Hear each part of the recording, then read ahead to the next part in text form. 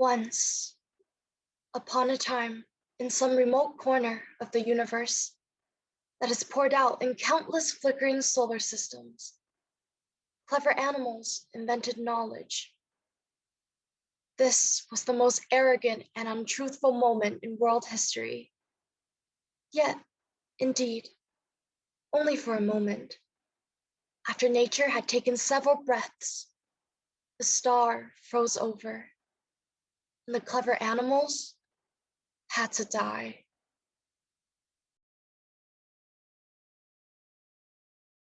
Yet, once upon a time, in a land far away, there was a king named Cymbeline, who had 3 children. And one stepson named Cloten.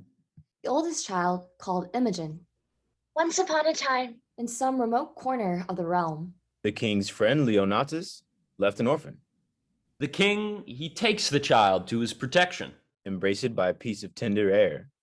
calls him, Posthumous Leonatus, breeds him, and makes him of his bedchamber, puts to him all the learnings that his time could make him the receiver of, which he took, as we do air, fast as 'twas ministered. and in spring became a harvest. once upon a time, There was a king named Cymbeline, who had 3 children. Mark it. The eldest of them at 3 years old, in swathing clothes the other, from their nursery were stolen, and to this hour no guess of knowledge which way they went. How long is this ago? Some 20 years? Some 20 years. When from a stately cedar shall be lopped the branches, which being dead many years after shall revive, be jointed to the old stock, and freshly grow. once upon a time, Clever animals invented knowledge. Had I not brought the knowledge of your mistress home, I grant we were to question further, but I now profess myself the winner of her honor, together with your ring. Make it apparent that you have tasted her in bed. My hand and ring are yours. First her bedchamber, where I confess I slept not, but profess had that was well worth watching. The chimney piece, chaste Diane bathing, never saw I figures so likely to report themselves. The cutter was another nature, dumb. Outwent her. Motion and breath left out. This is a thing which you might from relation reap, being as it is much spoken of. Of what is in her chamber, nothing saves the wager you have laid. Mother Earth barely got enough left for herself. All the nutrients and minerals have been reaped. All she's got left is the nourishment of her own decay.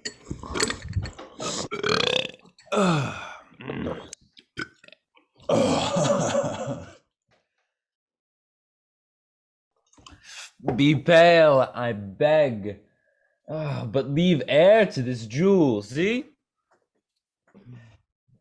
And now 'tis up again. It must be married to that your diamond. I'll keep them. Jove, Once more, let me behold it. Is it that which I left with her? Sir, I thank her that she stripped it from her arm. I see her yet. Her pretty actions did outsell her gift, and yet enriched it too. She gave it to me and said she prized it once. maybe she plucked it off to send it to me. Oh, she writes you, doth she? Oh, no. Here, take this too. There's a basilisk unto mine eye. Have patience, sir, and take your ring again. It is not yet won. It may be probable she lost it. Very true. Render to me some corporal sign about her, more evident than this, for this was stolen. By Jupiter, I had it from her arm. Hark you, he swears. By Jupiter, he swears. Nay, this is not strong enough to be believed of one persuaded well of your. If you seek for further satisfying, under her breast, worthy of the pressing, lies a mole, right proud of that most delicate lodging. By my life, I kissed it, mwah, and it gave me present hunger to feed again, though full. You do remember the stain upon her? Aye. And it doth confirm another stain, as big as hell can hold. Were there no more but it?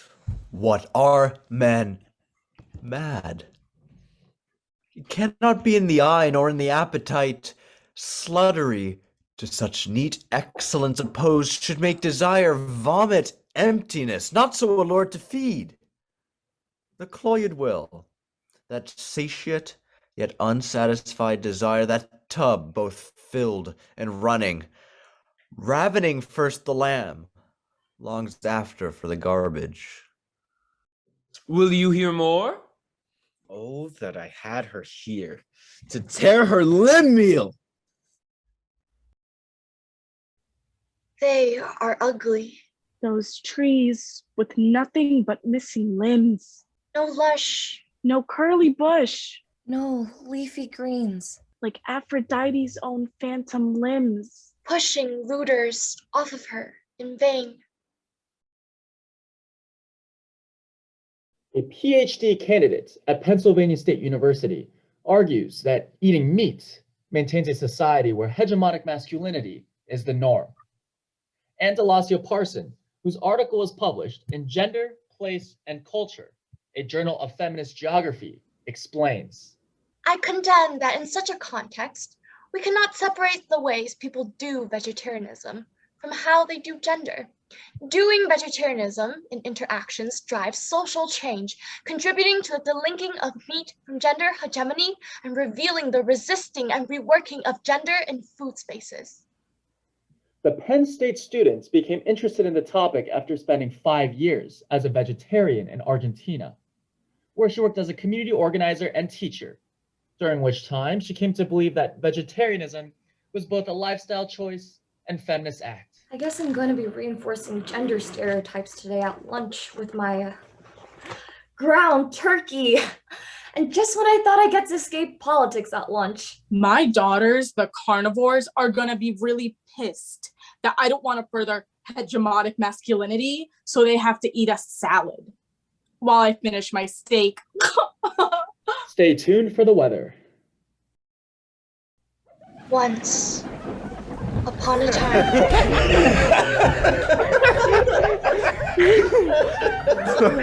By your pardon, sir, I was then a young traveler, rather shunned to go even with what I heard than my every action to be guided by others' experiences.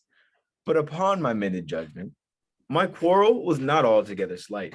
Oh, faith, yes, to be put to the arbitrament of swords, and by such two that would by all likelihood have confounded one the other, or have fallen both. Can we, with manners, ask what was the difference? Oh, it was much like an argument that fell out last night, where each of us fell in praise of our country mistresses. This gentleman vouching his to be more fair, virtuous, wise, chaste, constant, qualified, and less attemptable than any the rarest of our ladies in France. That lady is not now living. She holds her virtue still, and I my mind.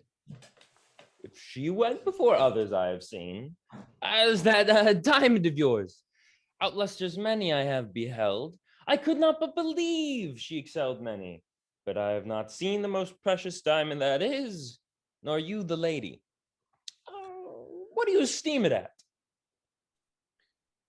More than the world enjoys. Either your unparagoned mistress is dead, or she's outprized by a trifle. You are mistaken. The one may be sold or given, but the other is not a thing for sale. Your ring may be stolen. I fear not my ring. Hey, let us leave here, gentlemen. I dare pawn the moiety of my estate to your ring, which in my opinion overvalues it something, but I make my wager rather against your confidence than her reputation. Gentlemen, enough of this. It came in too suddenly. Let it die as it was born, I pray you. What lady would you choose to assail? Yours. 10,000 ducats to your ring. Commend me where your lady is, and I will bring from thence that honor of yours which you imagine so reserved. I will wage against your gold. Go to it. My ring I hold as dear as my finger. 'Tis part of it. If you buy lady's flesh at 1,000,000 a dram, you cannot preserve it from tainting. I shall but lend my diamond till you return. Let there be covenants drawn between us. My mistress exceeds in goodness the hugeness of your unworthy thinking. I dare you to this match. Here is my ring. I will have it no lay. If I bring no sufficient testimony that I have enjoyed the dearest bodily part of your mistress, she your jewel, this your jewel, and my gold are yours. What? Are men mad? Hath nature given them eyes to see this vaulted arch and the rich crop of sea and land, which can distinguish twixt the fiery orbs above and the twin stones upon the numbered beach? And can we not partition make with spectacles so precious twixt fair and foul? Economies for such as cannot see ecology. I embrace these conditions. A covenant. We'll have these things set down by lawful counsel, and straight away, lest the bargain should catch a cold and starve.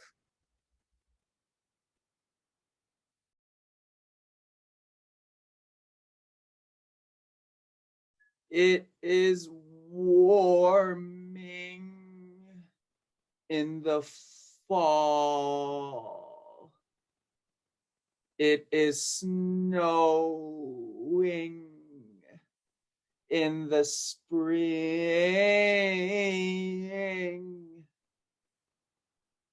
This story the world may read in me. My body's marked with Roman swords, and Cymbeline loved me.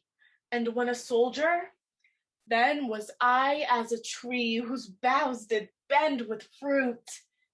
But in one night, a storm or robbery, call it what you will, shook down my mellow hanes, nay, my leaves, and left me bare to weather.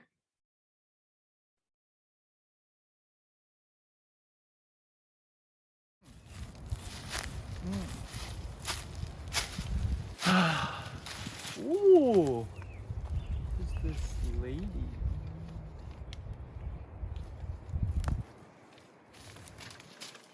Oh, another.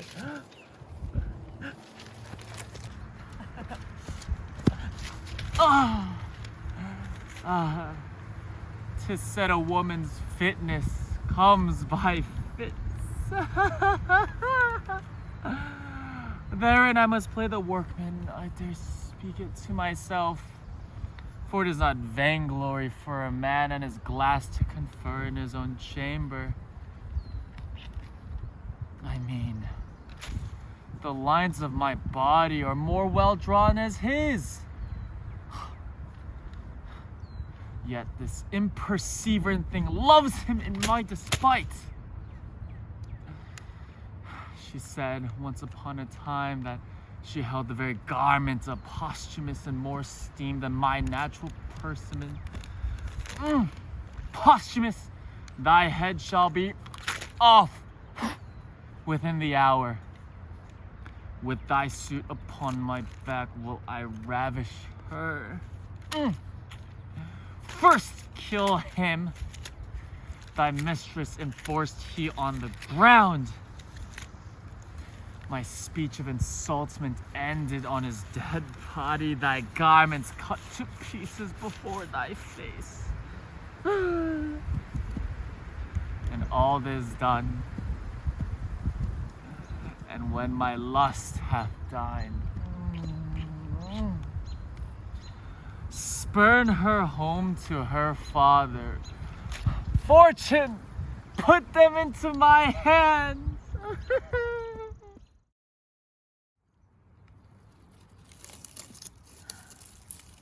I've read 3 hours then. Mine eyes are weak. Fold down the leaf where I have left to bed. To your protection I commend me, gods. Thou nature art my goddess.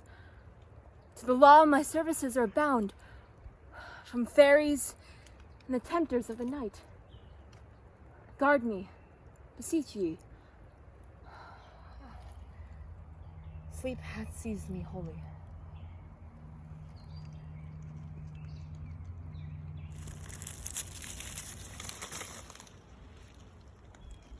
To hide me from the radiant sun and solace, the crickets sing, and man's o'er-labored sense repairs itself by rest. Now o'er the one-half world nature seems dead, and wicked dreams abuse the curtained sleep. Thus with his stealthy pace, with Tarquin's ravishing strides, towards his design moves like a ghost. Thou sure and firm-set earth, hear not my steps, which way they walk, for fear thy very stones prate of my whereabout, and take the present horror from the time, which now suits with it. Our Tarquin thus did softly press the rushes, ere he wakened the chastity he wounded. Cytherea, thy bed, fresh lily, I might touch, but kiss, one kiss, rubies unparagoned, do it. 'Tis her breathing that perfumes toward her, under her. Now these laced own my design will down. Such adore her figure, such other natural her body, movables, mine inventory. Ooh. Words to the heat of deeds too cold breath gives. That for which we find words is already dead in our hearts. I go. 'Tis done.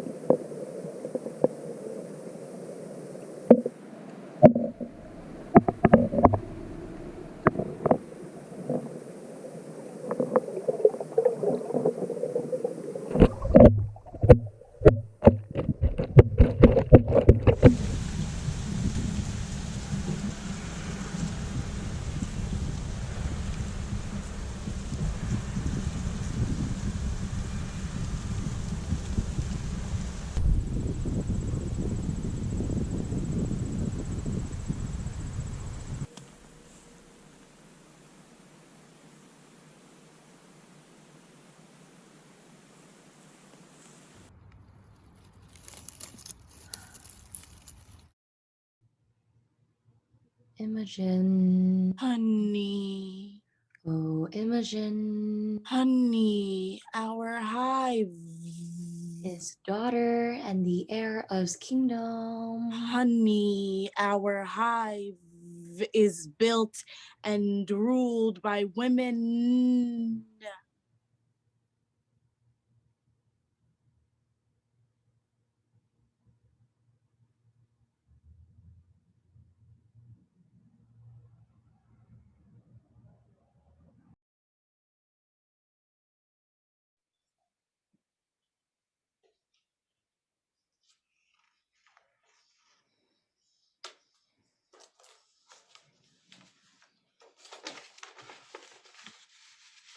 How now, Pisanio? Madam, here's a letter from my lord. Oh. Learned indeed were that astronomer that knew the stars as I his characters. It lay the future open. Good wax, thy leave. Blessed be you bees that make these locks of counsel. Where have the honeybees gone, whispering from their windowsills, staring into schizophrenic skies? It's warming in the fall. It's snowing in the spring. Oh, for a horse with wings. Hearest thou, Pisanio? He is at Milford Haven. Read and tell me, how far 'tis thither? If one of mean affairs may plot it in a week, why may not I glide thither in a day? And by the way, tell me how Wales was made so happy as to inherit such a haven. But first, how hence? How many score of miles may we well ride twixt hour and hour? 1 score twixt sun and sun, madam's enough for you. And too much, too. I see before me, there's no more to say. Accessible is none but Milford Way. Well, I know I'm gonna be the one who wakes up next to you. When I jump out, yeah, I know I'm gonna be the one connecting out here too. Nature Valley, thanks to them, I'm gonna feel the joy exploring this with you. We've restored 10,000 miles and I'm Yule Gibbons. I'm gathering part of my breakfast. These are high bush cranberries. Delicious with grape nuts. I'm Yule Gibbons. I've spent years learning about natural foods. Did you know goldenrod makes an excellent tea? Natural ingredients are important to me. That's why poached grape nuts is part of my breakfast. Of course, I don't usually eat it in a bowl like this. Usually, I eat it in my shoe. Sometimes I just eat the shoe. You ever eat a shoe? Its naturally sweet taste reminds me of wild hickory nut. I'm Yule Gibbons. Many consider me an expert on natural foods like cattails. Yes, they're edible. I look for natural ingredients in my food. That's why grape nuts is part of my breakfast. This is a wholesome cereal made from wheat and barley. These natural ingredients are baked into crunchy nuggets and fortified with 8 essential vitamins. The eldest of them, at 3 years old, Honey. in swathing clothes, the other, Honey. from their nursery, were stolen, and to this hour, no guess in knowledge, Honey, our hive. which way they went. Honey, our hive is built and ruled by women. We have seen the rod get used thee not so hardly as prouder livers do. A goodly day not to keep house, with such whose roof as low as ours. Stoop, girls. This gate instructs you how to adore the heavens and bows you to a morning's holy office. Our mother who art underfoot, Hallowed be thy names. thy seasons come. Thy will be done. Hail thou, fair heaven. Hail heaven. Hail heaven. Now, for our mountain sport up to yond hill. Your legs are young, I'll tread these flats. Consider, when you above perceive me like a crow, that it is place which lessens and sets off. And you may then revolve what tales I have told you of courts, of princes, of the tricks and war. The service is not service so being done, but being so allowed to apprehend us, draws us a profit from all things we see. And often, to our comfort shall we find the sharded beetle in a safer hold than is the full-winged eagle.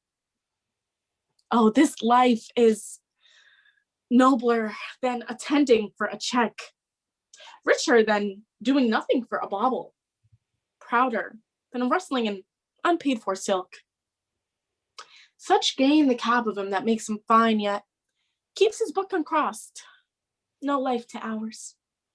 Out of your proof you speak. We, poor unfledged, have never weaned from view or the nest, nor know not.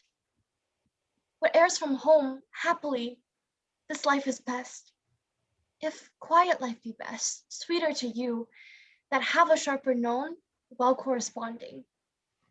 With your stiff age, but unto us it is, a cell of ignorance traveling a bed, a prison for a debtor that not dares to stride a limit. The bird that stalks down his narrow cage can seldom see through his bars of rage. His wings are clipped and his feet are tied, so he opens his throat to sing. What shall we speak of when we are old as you? When we shall hear the rain and wind beat dark December? How?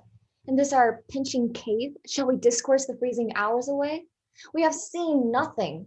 We are beastly, subtle as the fox for prey, like, warlike as the wolf for what we eat.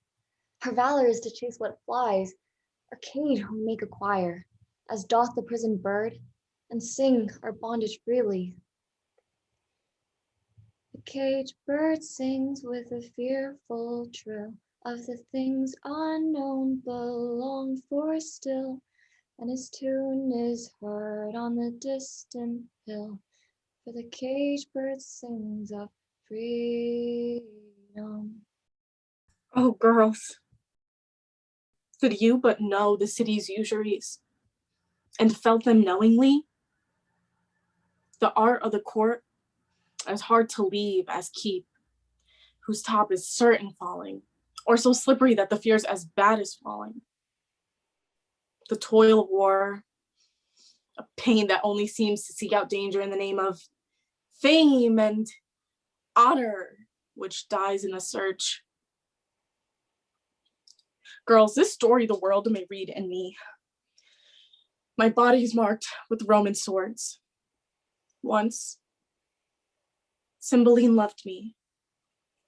And when a soldier was the theme, my name was not far off. Then was I as a tree whose boughs did bend with fruit. But in one night, a storm or robbery, call it what you will, shook down my mellow hangings, nay, my leaves, and left me bare to weather. Uncertain favor. So followed my banishment. And this 20 years, this rock and these domains have been my world, where I have lived at honest freedom, paid more pious debts to heaven than in all the forehand of my time.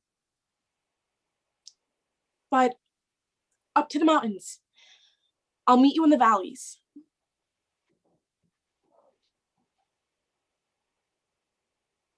How hard it is to hide the sparks of nature.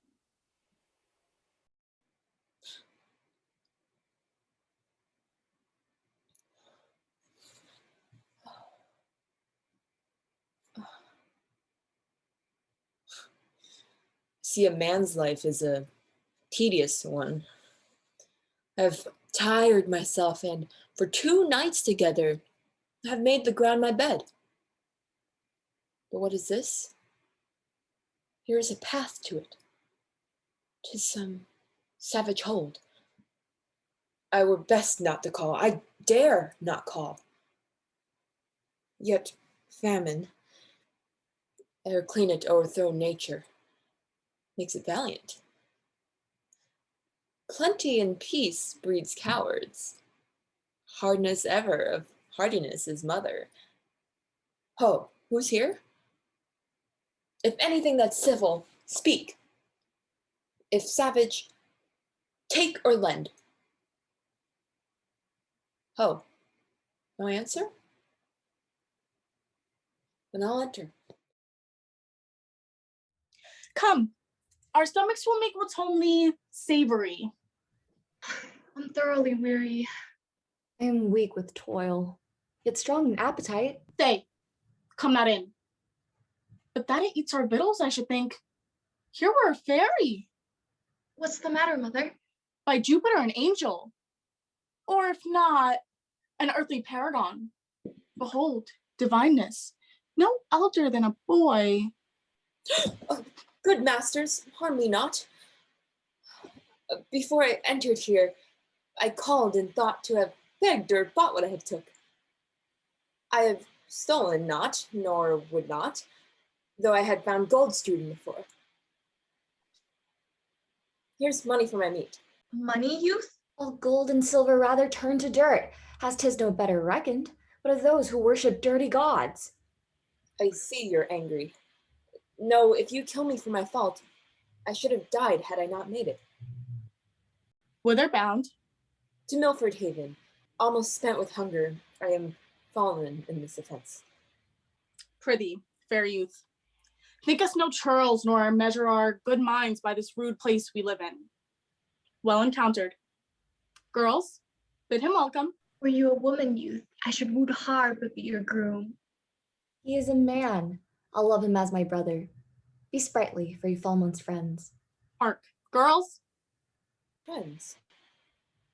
Would they have been my father's daughters? Great men that had a court no bigger than this cave, that did attend themselves and had the virtue which their own conscience sealed them, could not outpeer these here.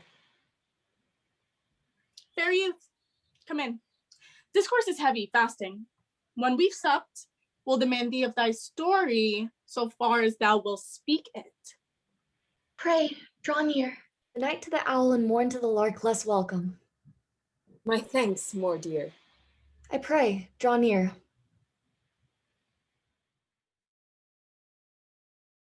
Along the creeks and bottomlands, the women sang their way down well-worn trails to find just the right tree for each purpose. This is the Rainy Land, the land of the tree of ample hips and full baskets, the one known in the Salish languages as maker of rich women, who warmed the house from bow drill to tinder to fire. Mother Cedar. Once upon a time, in some remote corner of a universe, clever animals invented knowledge. Traditional teachings account the power of cedars so great and fluid that it can flow into a worthy person who leans back into the embrace of her trunk. No matter what the people needed, the cedar was ready to give, from cradle board to coffin, holding the people. The first and last embrace of a human being was in the arms of Mother Cedar.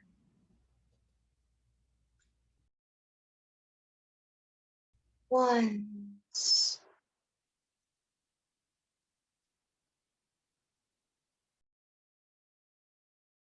Fluted trunks rise from deep moss green. Canopies lost in the hanging mist that suffuses the forest. The forest floor is a featherbed of needles dappled with sunflakes.